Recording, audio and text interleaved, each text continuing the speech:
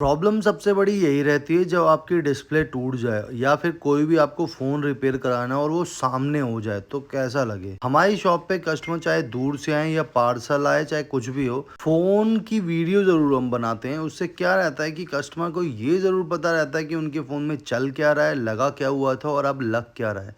Even आप देख रहे होगे बैक साइड में कस्टमर खड़े भी हुए हैं, पूरा फ़ोन अपना रिपेयर होता हुआ देख रहे हैं। इनके फ़ोन की डिस्प्ले टूटी हुई है, आईफोन 8 की डिस्प्ले दूसरी लग रही है और आपके सामने ही लग रही है। तो आप देखिए, अगर आपको भी कोई फ़ोन रिपेयर कराना है तो आप भी भेज सकते हैं और रिपेयर करा सकते हैं।